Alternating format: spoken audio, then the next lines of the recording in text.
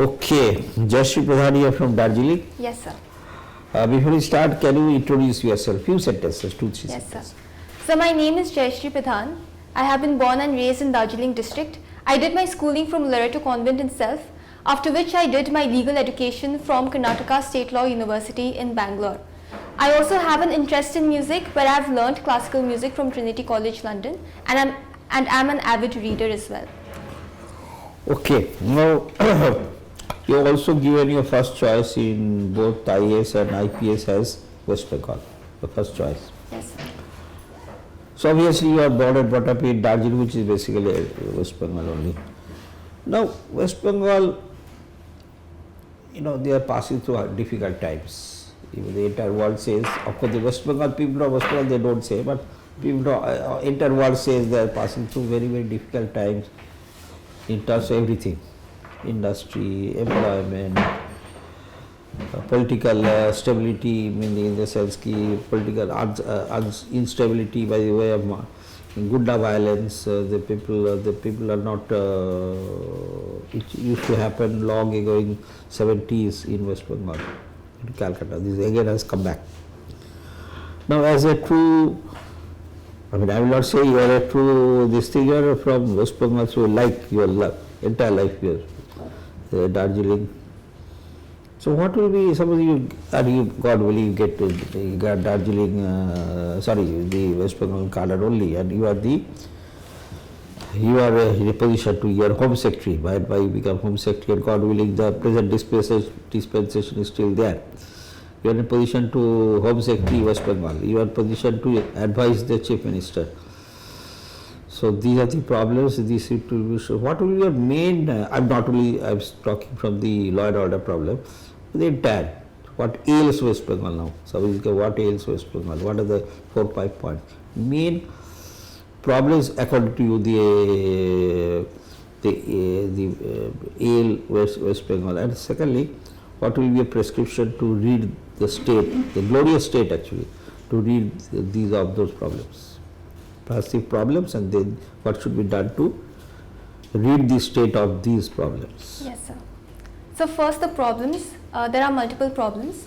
One is a security issue. Security issue can be bifurcated into the internal security issue, where we have the Naxalism problem as well, and the external security issue, where we share a border with Bangladesh. So we have a lot of inflow of immigration. So that is one issue. The second issue is the political issue, where we see a lot of problems with the center and the state, and also a lot of political hotbed that we see in West Bengal right now. The third problem is with respect to our industries, because if we look at the industrial growth, then it is quite not as good as it should have been in West Bengal. So in terms of solutions, first of all, dealing with the security issue. Under the internal security issue, we can deal it in a two-pronged way. One is through law and order, and the other is through development such as the implementation of the PESA, etc. The external security issue, we need more border outposts and strengthening of the border management. Secondly, the second problem, sir, with respect to the political scenario, we need more cooperative federalism between the center and the state. And thirdly, coming to the issue of so the third problem where I had mentioned about Law and order, I suppose. Yes, sir. So law and order as a problem, so we need better management of the border security forces. We also need proper police forces in the state itself, sir.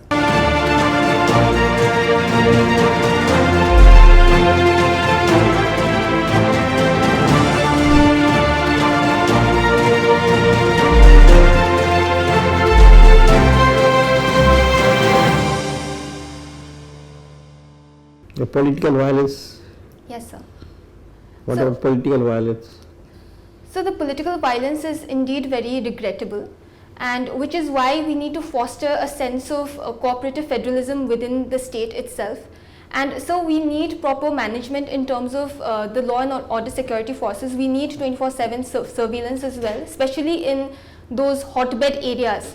So they need to be demarcated, and after they are demarcated, they need surveillance as well as proper infrastructure in terms of humans as well. So that I suppose very nice, but the point is when you see the entire world sees the ministers being caught with I don't know how many millions and millions of rupees or this thing, and they are put behind bars. Ministers, the important ministers and the other functionaries and the entire central agencies all over the state in a very, very regrettable manner. So do you think it undermines the state's prestige and state's credibility in the outside world?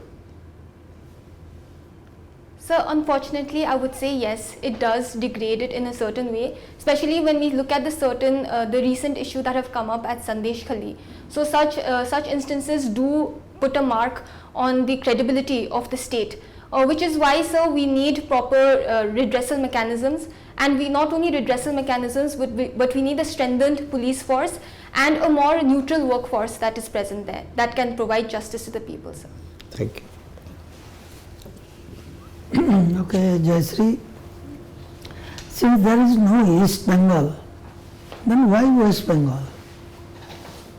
So the reason why it is called as West Bengal is because of the historical factors, historical reasons. Because at one point we were connected with Bangladesh as well.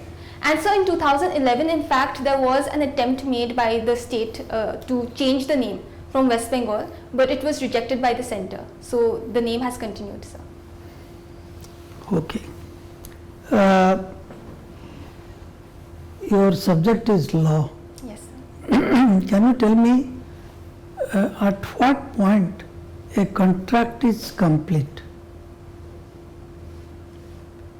So a contract is complete specifically when all the five main ingredients are provided under Section 10 of the Indian Contract Act.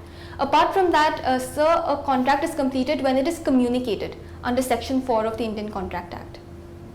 Communicated or accepted by the other party? Yes, sir. So that is one of the conditions under Section 10. Yes. That there needs to be acceptance, there needs to be offer, acceptance, but apart from that, there also has to be free consent, and that it should not be voidable, sir. Okay, all right. When an act becomes a crime, and why? So an act becomes a crime when there is a mental element, the mens rea, that is proven. So the most important element of a crime is the mens rea aspect of it, which is the mental element. Okay.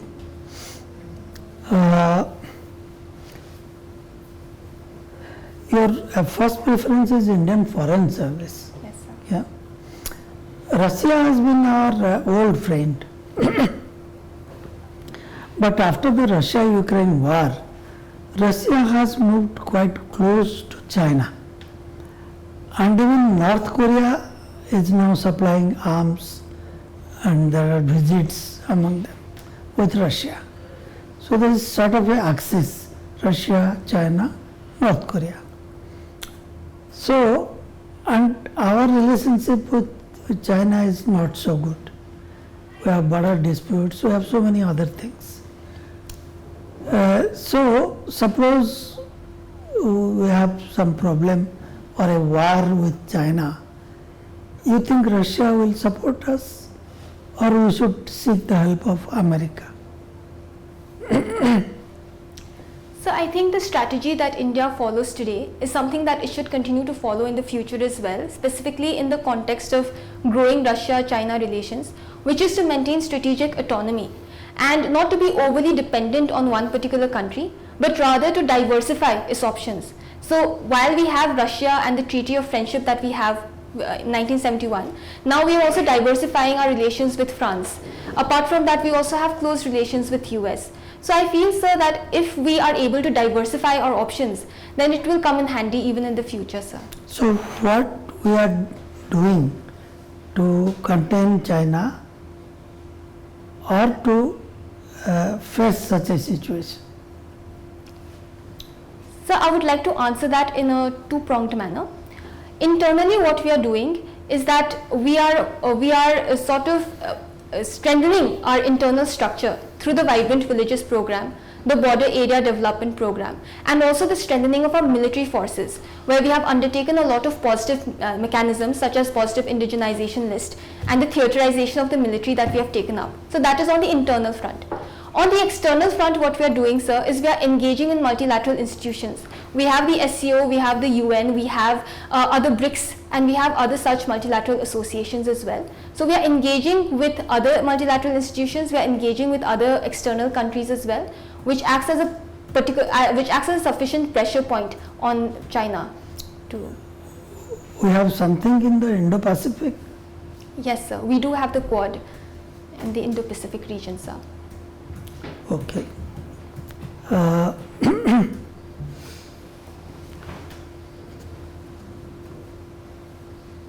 Pakistan had elections recently, and the coalition talks are going on. Probably now they will form a government. Will it have any reaction on us, positive or negative? So I feel that when there is, because our Pakistan, which is a border, we share the third largest border with Pakistan. So we do need a stable Pakistan, because if it is unstable in nature, then it could propagate terrorism and other activities. So in that way, it could impact us in terms of stability, if the government itself is not stable in Pakistan. Okay. Hello Jayashree, how are you? I'm good, sir. Thank you. Jayashree, I can see that you are you're qualified as you studied law, right? Yes, sir. And also you have taken law as your option. Yes, sir. If you talk about the constitution of ours, so the Constituent Assembly, if we look at it, it was not adequately represented by women. It was primarily a male body. It was overrepresented by the princely states' kings, not the people but the kings. These two variations or these two problems in the Constituent Assembly, how have these reflected in the document of Constitution? Got my question? Yes, sir. Constitutional Assembly being primarily a male body, overpopulated by kings and feudal people. Yes, sir. So with respect to the male part, first coming to that part of the question, so I feel that there were a lot of aspects that were missing in the original constitution, such as if you look at the Panchayati Raj institutions, which were only added later on through the 92nd amendment. So, so the 73rd amendment in 1992. So we see that the original constitution had that representation aspect that was missing because of the male dominated aspect. When it comes to the second part, sir, the king's dominating. That's the only thing you believe that if you do the feminist critique of Indian Constitution, that's the only problem? So I feel that even though it was a male dominated Constituent Assembly, so I feel that the people there who were in the Constituent Assembly itself, they were very educated and they wanted to bring up women in our country. So therefore they made certain particular positive provisions as well, such as Article 15 Clause 3 and Article 16 Clause 3 in our Constitution, which provided special benefits for women. So in that way, sir, I do see that they had kept in mind the factor of women also in their minds when they were writing the Constitution, even if even if the women representation was not particularly there. How about the feudals sitting on the most seats in Constituent Assembly? So I feel that even though we did have a lot of feudal people sitting there in the Constituent Assembly, at the end of the day, our constitution was guided by the minds of the likes of Dr. B.R. Ambedkar, who believed in universal adult franchise, and in fact we have the record of being one of those countries who provided universal adult franchise to everybody at independence itself. And I think, sir, this speaks volumes about the vision of our Constituent Assembly debaters. So I do feel that they did make adequate provisions for the common people, despite the fact that they were not adequately represented. If you look at Indian Constitution, there are certain law officers there. We have Attorney General, we also have Advocate General, but when we talk about Solicitor General, when we already had Attorney Generals, why we needed statutory backing for solicitors? So I would say primarily because of the amount of litigation that the state has. Currently we have 5 crore pending cases, and because we have such a huge number of cases, we do need a proper legal force as well. So we do need Sir Solicitor General as well as an additional as well as an Advocate General, sir. When we talk about Solicitor Generals and other law officers, what are their legislative accountability? They are part of executive. Are they accountable to legislature? If they are, how? So they are allowed to participate in the parliamentary functions. They are not allowed to vote. All of them? They are allowed to they are allowed to participate, sir. As All of them? So the Advocate General, the Advocate General in the Attorney state General. legislature Yes, sir. and Attorney General in the Parliament. But they're not accountable Yes, to the sir, they are not legislature. accountable. So does it mean that our law officers are not accountable to the people representative? So they are accountable to the executive, sir, the government that appoints them, because they have to represent the government. So if a law officer take a particular stand in say the Supreme Court or the High Court which is against the will of the Parliament, they will not be accountable to anything. So I believe that in an indirect way, so even though I'm not exactly sure of the answer, sir, I would like to venture a guess. So I feel that because they are indirect, they are accountable to the executive. Okay, let me give the recent case. Yes, sir. In the court, one of the solicitor actually on the matter of AMU's status as minority, this status was granted by the Parliament, and they said we don't agree with that. Do you believe that that's contempt of the Parliament? Sir, I think this anomaly was also pointed out by the Supreme Court, that how can you go against the Parliament. So I feel in that aspect, sir, the Attorney General and the General in question was defending the executive and not exactly so the they Parliament. were representing actually the government rather than the India. I'm sorry, sir, I would have to read more upon that, sir. I would like to learn more about it. Okay, last one from me. You have cleared prelims examination, you have cleared mains examination, you walk in for the interview, and let's say this board decide not to take your interview. Which writ you can take refuge in? So I can take refuge under writ of mandamus, sir, because since UPSC is a public service exam, and so I have the right to be to give this interview. So if I am not given this opportunity, then I can have recourse under writ of mandamus, sir. And it will be under which article? 32 to 26? So Article 32. 32. Yes, Why sir. not 226? So Article 226 also allows for writs, but Article 26 is more wider in the sense that apart from the writs, you can also go to the High Court to file for any other right that is violated. But in this particular case, if the UPSC is the body against which you want the mandamus, you will go to the High Court or the Supreme Court, 226 or 32. Which one? Why? So I would go to the Supreme Court under Article 32 because there would be a more speedy addressal at the time, and also under Article 32 it is given that if my fundamental right is breached, then the Supreme Court cannot reject my petition, sir. Fine, thank you. Thank you, sir. Hi Jayashree, you studied law. As a student of law, tell me, how important are protests for a democracy? Sir, I believe it was in the Shaheen Bagh case that the Supreme Court stated that protests, they allow, they are like pressure cookers, sir, ma'am, which allow the people a certain level of freedom and autonomy in order to voice their grievances. As long as the protests are peaceful, then they are quite important for a democracy, because that is what a democracy means, to have different views and opinions. Then why is it that governments are always so keen on crushing the protests?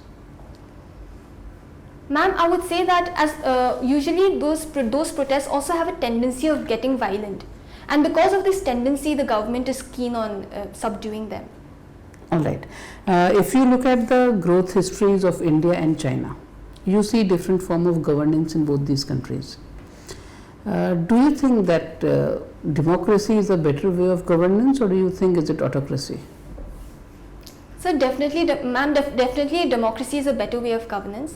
In fact, ma'am, if I may be permitted to quote this particular lovely quote that I read, that it is man's inclination towards justice that makes democracy so inviolable. So even though democracy has a certain lacunae in terms of its slow nature of growth, ma'am, I would say ultimately because it is the voice of the people that matters, and there is representation provided in democracy. Therefore, democracy cannot be replaced by anything else, ma'am. But can democracy slow down growth? Ma'am, I would say that democracy, because it has various facets and various ideologies that are involved, and it gives space for all those ideologies to evolve as well. So in that way, it can create a certain level of debate and discussion So it would it has the potential to, in a way, I would not say slow down, but lead to a more deliberative approach when it comes to growth. So that is what it. Right. And do you think that democracy is important for development of an economy? Definitely, ma'am. Especially when we think of aspects such as reaching the last mile and inclusive development. That can only happen in a democracy. All right. Then can we summarize saying that protests are necessary for development of an economy? Ma'am, that could be one way to look at it. Because what protest does is also it brings to the attention of the government certain lacunae that it may face in its policy making. So in that way it is essential for growth. Right. Tell me, how do you think is the economy doing? Ma'am, I think that given the current challenges that India and as the world as a whole faces, I think India is doing quite well in terms of its economic criteria, because we do have a growth rate of about 7 to 8%, and we are already the 5th largest economy. We are poised to become the 3rd largest economy in a few years. So given all these facts, ma'am, I do think that India is doing quite well, which has been recognized by the IMF as well. All right. So what criteria are you using to say that we are the 5th largest economy? Ma'am, I think we are referring to the GDP output. Right. We are referring to the GDP. And what is the GDP per capita? Ma'am, The rank. the rank of GDP per capita. Ma'am, I'm not exactly sure, ma'am. I think 140. Per 140. capita income is Right. 140. So is 140 a good rank? No, ma'am. Can we rank economy, the size of India, on the basis of GDP? Is it fair to do so? Ma'am, it is one criteria and it is one of the most popular criteria. But apart from that, ma'am, there is obviously the concern of inequality that is persisting. Ma'am, as you also mentioned the point of per capita income, and recently the Oxfam report has also talked about inequality that persists in our society, which is why we need to be cognizant of those lacunae and those limitations as well and work upon it alongside the GDP growth. Tell me, do you think that we are only growing or are we also developing? Ma'am, I would say in terms of economic growth, we are doing quite well. In terms of development also, we are doing well on certain sectors, ma'am. But we still have a long way to go in terms of development, especially when we look at the vulnerable sections, because the NCRB data has also pointed out that violence against women has risen by 4% and violence against SCs and STs has risen by 15.3%. So those are the aspects that we need to work upon in terms of development. Right. And how important are reservations for upliftment of people? Ma'am, reservations is an aspect of affirmative action that was brought about by our constitution. And ma'am, I do think that reservations are important, but what is also important is the proper implementation of the vision of reservation, which means that the reason why reservation was brought about, it has to percolate to all the other backward classes of the people. And because the Justice Rohini Commission, it has pointed out that, for instance, the OBC reservation, it has only benefited the top 5% of total OBCs. So we need to work more upon the implementation aspect. My last question to you. Would you be in favor of 50% blanket reservation for women? No, ma'am. Tell me why not. Ma'am, I would say the reason why I would not be in favor of reservation. Ma'am, can I clarify if I maybe, ma'am, 50% reservation in, ma'am, exactly which aspect, ma'am? Blanket. Blanket. Blanket. No, ma'am, I would not be in support of it. When it comes to the political aspect, we already have this 33% reservation, which is a good thing. But ma'am, when it comes to the legislature, it's not just about adequate representation. It's also about the fact that we need to have a certain level of competency as well, which cannot just occur because of the 50% reservation. Ma'am, when it comes to executives such as the civil services exam, I think that this exam such as the other executive exams as well, it gives us an open forum and an equality of opportunity, and therefore it attracts merit, which is why I am not in support of the 50% reservation. And I think the same holds true for judiciary as well. In the judiciary, I would not support 50% reservation. What I would propose instead is the reformation of the collegium system and more transparency to be brought about in the collegium system rather than a simple 50% reservation. Thank you, Jayashree. Thank you. Yes, yes, Jayashree. Have you read today's newspaper? Yes, sir. What is the main news? So one of the main news was with respect to Citizenship Amendment Act rules are to be notified today. That was one news. The second news was with respect to Rajya Sabha elections, and the third news was with respect to the Sandesh Khali incident. Third was? Sandesh Khali incident. Okay, so I'm like to know what is your take on this Himachal Pradesh Rajya Sabha elections? Yes, yes, sir. As a constitutional expert, you are a law postgraduate, you have done the constitutional law. So I believe what has happened in the Himachal Pradesh Rajya Sabha elections is that cross voting has also occurred there. And this aspect of cross voting is a bit of a concern because it points to the fact of lack of intra-party democracy. And so that is something that this Rajya Sabha elections bring to light, the importance of intra-party democracy. That's all?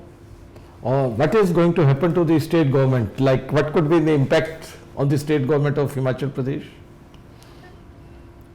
So, because the finance bill is pending? Yes, sir. I would have to read more upon that, sir. Okay. Then what do you say about this Manipur issue nearby to your place, Darjeeling? What is happening in Manipur? And what do you feel, what should be done? So what happened in Manipur was a truly regrettable moment in our country. What happened there, the trigger event was with respect to the High Court order, which also included Meiteis as the ST list. Apart from that, there were already existing problems, such as we had the drug trafficking problems around the border. We had the already tribal issues with respect to Kukis and Meiteis, and the Chin people of Myanmar, with which we share a border of 1,643 kilometers. So all of those aspects were involved. And I think what should be done in the future, sir, is with respect to proper border management and the strengthening of our paramilitary forces, in particular the Assam Rifles as well.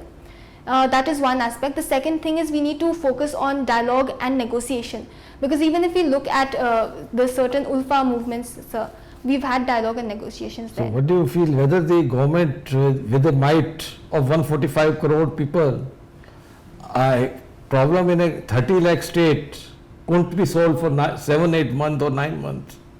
Whether the government really wants to solve the problem? What is your take on that? I'm making a statement. So the government definitely wants to solve the problem. But what happens is, sir, on the ground there are oftentimes implementational and logistical challenges as well, given the very vulnerable situation there in terms of tribal aspects. So, sir, those are the challenges that are involved in terms of solving the issue. So, how you define a grievous hurt as per IPC, section 326? Yes, sir. Article or section, whatever you call it. Yes, sir. So, grievous hurt under section 326. So, it has a various, I think about 5 to 6 aspects under grievous hurt. First is emasculation, second is injury to the eyes and the hearing ability as well. So apart from that, sir, there is also injury to your physical mobility aspect. Sir, those are something that I can recall at the moment, sir. Those are the points. Like if a person loses a tooth, whether it is a grievous hurt or not, if a person has a hospital stay of 30 days, then whether it is a grievous hurt or not. So I think you have not read or you don't remember the section fully. So, I believe the aspect of the tooth part is a simple hurt, whereas in grievous hurt, sir, it is a more dangerous part of hurt. So it is a more aggravated form of hurt. I think you'll have to read a bit Yes, more sir. about it. Thank you. So Jayashree, you can wait outside, we'll call you back for the feedback. Thank you, sir. Thank you. Thank you, sir. Thank you, sir. So relax, just feedback. When is your interview? Sir, it's on 14th March.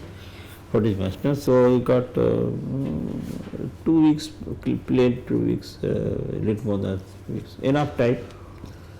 And first interview, or you have done The written first earlier? interview. But written earlier you have done? So first means first interview. First written, first interview. Yes, sir. Very nice. So obviously you are quite young. 25, just Yes, sir. 25. So obviously you are in a very advantageous position, because the board always wants to see a fresh candidate. A fresh candidate, just not too many written, just first written, first shot. So you have to kind of maximize the board sympathy.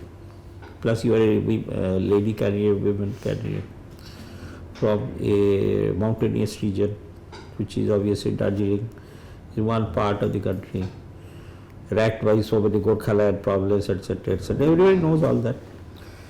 So you have to maximize your sympathy factor. Plus at the same time you have to maximize your legal acumen. You got a good way of analyzing problem, which is a law student always should have, and you have. But what, one thing you have to just take care, I will just say, when you came, first 2-3 questions, your pitch was little high. Don't go into that high pitch, because it gives you this is that what is that Gorkhaland, that gentleman, the head of the Gorkhaland addressing is this thing by your Kancha Kanchi, like that. I mean, he used to say very intimate way, but of course it's not that. But you have to say, you have to, it is actually it is not a discussion, it is a job interview. At the end of the day, it's a job interview. It may make you very comfortable. So you have to, it's a very formal kind of a thing, although they may say so many things to make you comfortable. You have to pitch your lower, but that probably then it came down. In between also when conversation started, but initially you have to little practice before a mirror, starting something with yes sir, like that, and you are very polite, so obviously the humility is the key. Humble, they want to see a humble young man or a woman who plus at the same time he or she should have own views. Two types of questions you can expect. One is knowledge, pure knowledge, either you know or you don't know.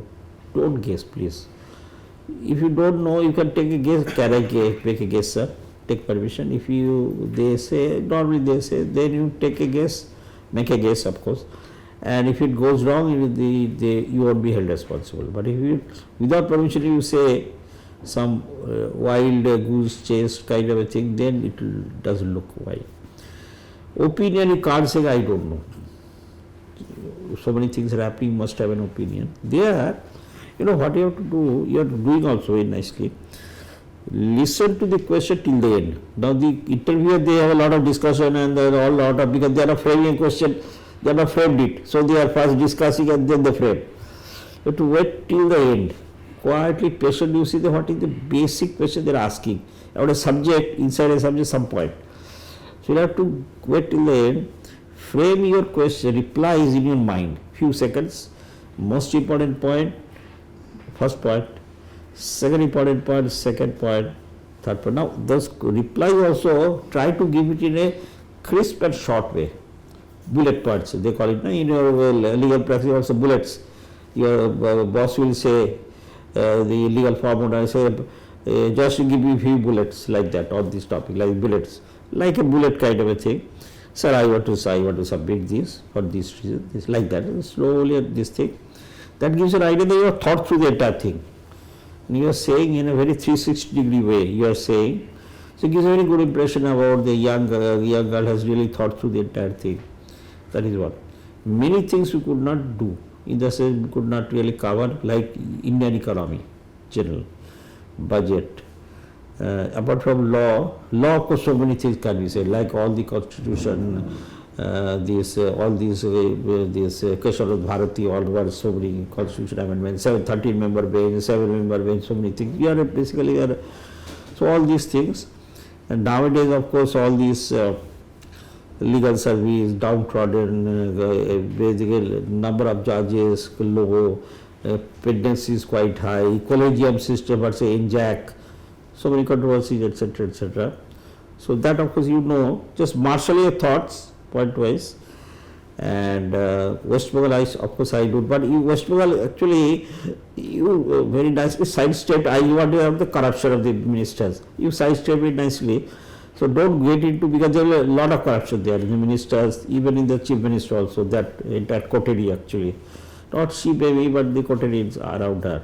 Police involved, police, everything is, everybody is messed up there, the administration. So you'll have to, don't get into the, this thing.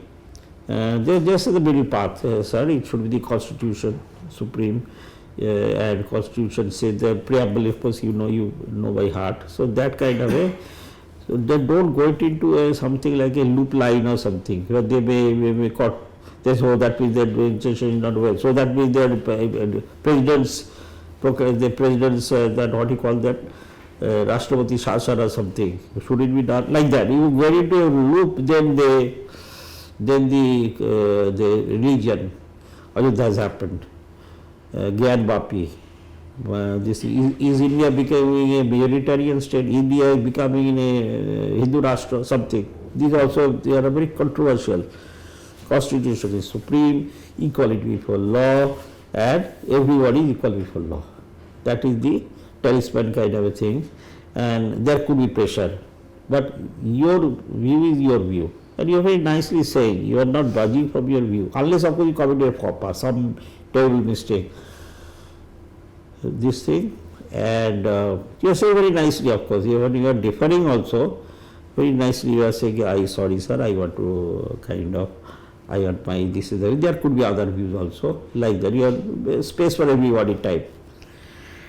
Foreign relation, of course, we did not ask much, although it is your this thing. Foreign relation, there is a television program goes on, that's called CNN IBN channel.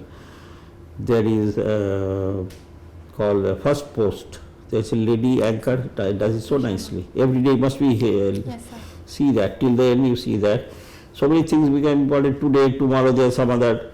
So that you give a beautiful idea about how it is, something is fading in, something is fading out, and how is India interested, and so many print, wire, etc. So many.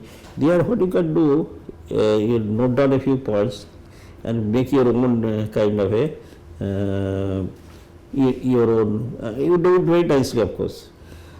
And at the end of the day, you can only say that you have got everything which is required to become a successful, get into this coveted list. But only thing is ki don't overthink, overstress yourself. This is the time when people become a little overthinking, overanalyzing. Nothing to overanalyze. You are doing nicely. You are absolutely doing nicely. People have done so many things. We have seen boys and girls like you, so many hundreds. So we are on the right path. Nicely cruise along that path and till the end, and paper etc. Go quietly, nicely till the end, till that day. Go a little earlier, and because if you go a little late, then there will be a lot of tension inside. Enjoy your cup of coffee. They are giving free coffee, 2-3 coffees. I know, I was part of that. We decided on that, and beautiful flower show for you people. Enjoy that scenery, enjoy that coffee, enjoy the process. Dholpur House. You have not seen from inside, no? No, sir. So first I will see, because that is a landmark, the heritage building. Yes, sir. It's a heritage, actually heritage building, and you will enjoy. And journey is sometimes more important than the destination. In this case, destination is, you will be there, only enjoy the journey, you will get the destination. If you do not, then you miss both. Have a nice time, nice this 10-15 days, pamper yourself well, eat well, meditate. If you don't meditation, do it well, cool, calm, unhurried, go there and nail it. Yes, sir. Thank you, all the best. Thank you, sir. All the best. Thank you.